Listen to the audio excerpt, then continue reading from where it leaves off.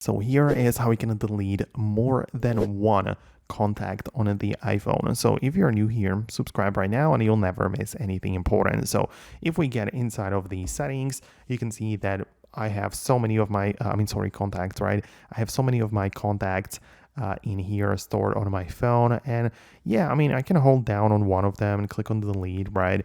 But what if I want to do it for multiple of them? Because we seemingly don't have any select button, right? But we can still delete multiple of our contacts, but we have to perform a gesture.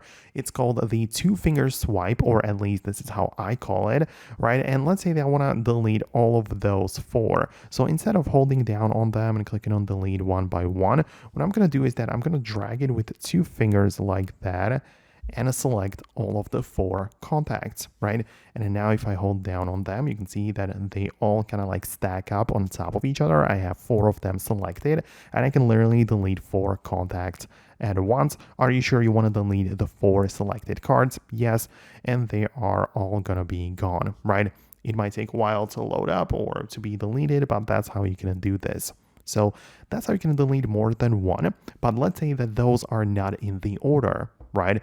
It was nice for me because I could just drag and select the three which were, or four which were in the order. But what if I want to delete one here and one there? Well, in that case, it would work similarly. Like you can also use the two finger selection like that.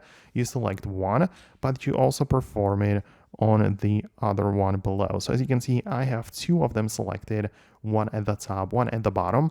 I need to hold it down on any of them like this. And again, two contacts stacked on top of each other. I can copy, share, merge, or delete them. So that's the whole point, and that's how it works.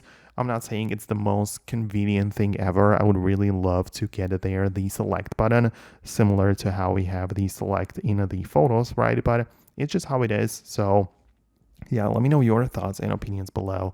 Subscribe for more tutorials and videos like this one, and I'll see you later.